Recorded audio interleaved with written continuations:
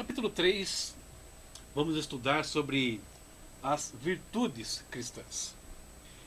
Só que antes de falar sobre as virtudes cristãs, nós vamos falar um pouquinho sobre as obras da carne, ou seja, as inimigas, né, das virtudes cristãs. Queria só usar um exemplo.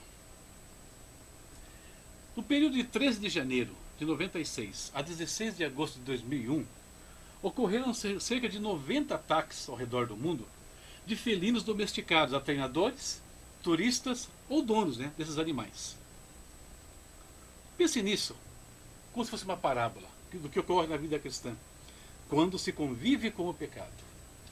Alguns acham que podem conviver com o pecado, desfrutar dos prazeres que ele proporciona, e acham que tem domínio sobre ele, para que a situação não extrapole. E tudo vai bem até que...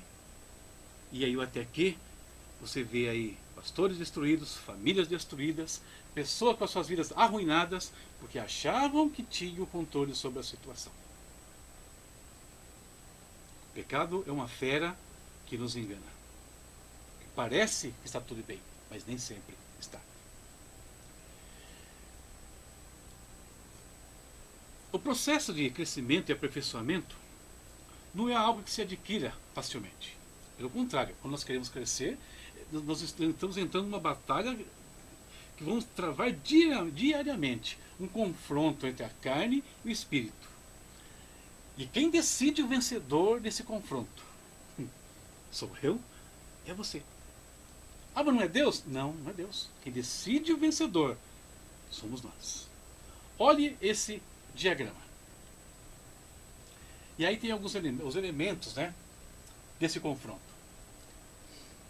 Perceba que existe um poder operante.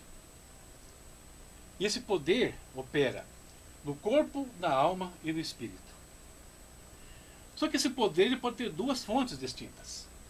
E quais são essas duas fontes? Vamos primeiro olhar pelo lado da esquerda, né? O diabo. Quando o diabo é aquele que nos influencia, ele vai estimular o que em nossas vidas? Os desejos da carne. E quais serão os resultados que vamos apresentar? Óbvio, as obras da carne. Se por um outro lado, o poder operante em nossas vidas for o Espírito de Deus, ele vai estimular as coisas do Espírito, conforme Paulo diz lá em Romanos 8, 9. E o resultado é o fruto do Espírito. Então por aqui, só deixa mais claro que nós já sabemos. Só tem dois poderes que atuam nesse mundo. Deus ou do diabo. O confronto dentro de nós entre a carne e o Espírito. Que tem dois senhores distintos. A vida cristã apresenta uma série de qualidades que nós precisamos desenvolver. E essas qualidades estão em oposição, né, às obras da carne, por assim dizer. E todo filho de Deus que deseja, que almeja a perfeição, não pode negligenciar que existe esse confronto, que existe essa dificuldade a ser vencida. As obras da carne em si são resultado do quê? De esforço humano. As obras da carne não têm origem em Deus. Paulo lista essas obras da carne na carta aos Gálatas. Não são todas, mas as básicas estão ali, as principais, aquelas das quais surgem todos os outros males.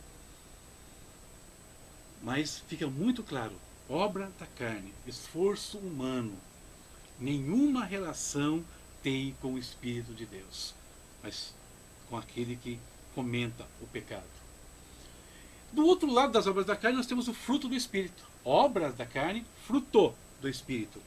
Geralmente a gente se engana, né? E mencionamos, definimos ele como frutos, mas não, é o fruto do Espírito.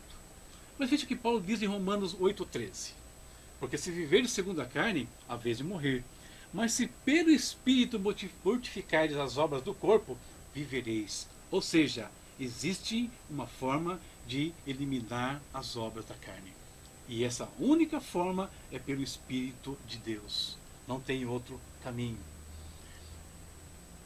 E isso é muito interessante, que nós sabemos que o poder do Espírito Santo é infinitamente maior, superior ao poder da carne. E aí eu pergunto para todos nós reunidos aqui: por que perdemos então batalhas nesta guerra? Se o Espírito Santo, não dá para comparar o poder de Deus com o poder da carne ou com o poder do diabo. Por que nós perdemos a batalha? E a resposta é muito simples. Nós perdemos esse confronto porque escolhemos errado. Nós fazemos escolhas erradas. E de novo eu mostro o quadro que nós vimos agora há pouco. É uma questão de escolha entre o poder operante do diabo ou o poder de Deus. O poder de Deus é maior? Sim. Mas infelizmente alguns preferem escolher, às vezes, a área de influência influenciado, né, pelo diabo. Existe um contraste muito grande, né, entre obras da carne e o fruto do Espírito. Enquanto as obras da carne surgem no nível humano e carnal, os frutos são resultado de uma ação divina, onde o ser humano não tem nenhuma participação, a não ser submeter-se ao poder de Deus e permitir que ele haja. Ou seja, um nasce no mundo, na terra, o outro nasce nos céus. E aí, vamos ver também quais são as características do fruto do Espírito. Nós não vamos ler todos aqui, não vamos entrar em detalhes, né? Mas eu queria destacar uma coisa sobre o fruto do Espírito. Vamos pegar como exemplo uma laranja. Você pega uma laranja, ela tem diversas partes. A casca, tem aquela parte interior ali, depois da casca e antes dos gomos. Os gomos em si, a semente, mas ela é um fruto único, é um fruto com diversas partes. O fruto do Espírito é um, que tem diversas características, né, no caso. Desenvolver os frutos do Espírito em nosso caráter é uma tarefa que nós devemos buscar, né, a todo instante. E quais são as características do fruto do Espírito? São 9. Amor, alegria, paz, longanimidade. Essas são as primeiras 4. Em seguida nós temos benignidade, bondade, fidelidade, mansidão e domínio próprio. Essas características perfazem o fruto do Espírito. Essas características devem moldar o caráter e a personalidade cristãs, assuntos que nós discutimos lá no começo da nossa disciplina. E quais são as qualidades? Mas o fruto do Espírito já não é o universo de todas as qualidades que nós devemos ter? Não. A palavra de Deus apresenta para a gente ainda outras qualidades que nós devemos observar. E aí quem vai falar sobre isso é o apóstolo Pedro, lá na sua segunda carta, no capítulo 1. Vamos ver que qualidades são estas. O texto que eu mencionei está em 2 Pedro, capítulo 1, versículo 5 até o 11.